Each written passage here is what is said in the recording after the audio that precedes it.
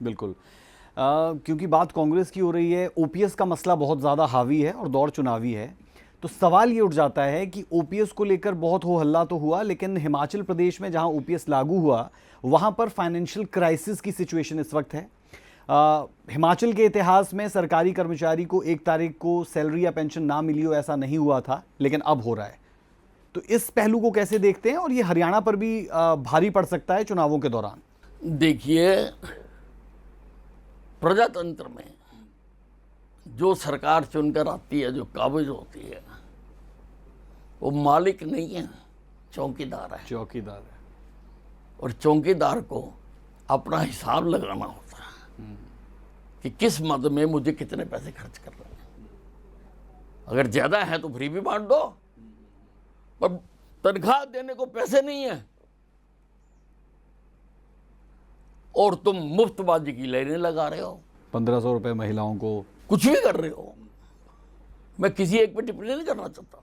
सरकार का काम है कि अगर कोई नीडी है उसकी मदद करे, उसमें कोई दिक्कत नहीं है, पर कहाँ कितनी करनी है और कितने तनख्वाह के लिए रखने हैं, कितने सड़क के लिए रखने हैं, कितने पुल बनाने के लिए रखने हैं, कितने स्कूल बनाने के लिए रखने हैं, कितने कॉलेज बनाने के लिए रखने हैं, कितने इंजीनियरिंग कॉलेज खोलने के लिए रखने हैं, ये उस चौकीदार का काम है जिसमें ये फेल हो रहे हैं।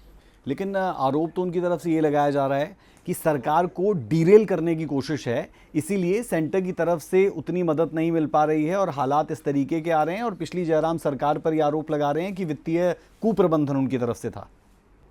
देखिए, अगर उस वक्त कुप्रबंधन होता तो उस वक्त तनख्वाह रुक जाती। इन लोगों को क्यों ऐसा नादान समझते हैं? आपको भी अब राज करते मेरे ख्याल 2 साल तो शायद होने वाले हैं हिमाचल में। हिमाचल में आज 2 साल बाद तुम्हें वो याद आया कुप्रबंधन, और उसका इफेक्ट आज आया।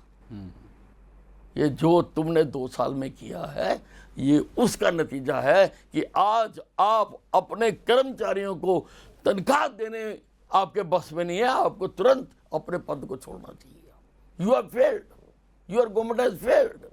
चलिए, बात क्योंकि कांग्रेस की हो रही थी इसलिए सवाल भी आया, बात मैं जेजेपी की करना चाहूँगा, जो आपके साथ 4.5 साल तक गठबंधन में थे, सत्ता की मलाई खूब चाटी, उसके बाद निकल लिए, लेकिन सवाल वो आप पर भी आता है कि आप भी उनके साथ गठबंधन में थे। उस पार्टी को कैसे देख रहे हैं इन चुनावों में? कितना कंपटीशन अपने लिए मान रहे हैं आप? बात है जी, वो तो बिखर ही गई, सारी खत्म ही हो गई। तो अब उसका क्या स्वरूप होगा, क्या होगा? पुराना तो माल उनका लुट गया सारा। अब आगे क्या होता है वो देखते हैं। लेकिन लुट गया, वो लुटा कैसे और लुटकर कहाँ कहाँ बटा, ये सवाल भी है। वो लुटकर तो कुछ आपके पास भी आया माल। वो तो ऐसा है, ठीक है, कुछ एमएलए हमारी पार्टी में ज्वाइन कर गए क्योंकि एक कंपनी बंद हो रही है, तो उसके कर्मचारियों को कहीं ना कहीं और तो अकोमोडेट होने का अधिकार है ही है ना जी। आप इसको तो नहीं ना कह सकते। नहीं, बिल्कुल नहीं। एक कंपनी बंद हो रही है, वो तो कंपनी बंद हो गई, तो इसलिए कुछ लोग हमारे साथ भी आ गए, क्योंकि हमारे साथ वो सत्ता में थे ही। हमारे रंग, कल्चर, वेशभूषा, भाषा को वो जानते ही थे, तो वो they were more near to our party. तो हमारे नेताओं ने जिसको समझा उसको ले लिया।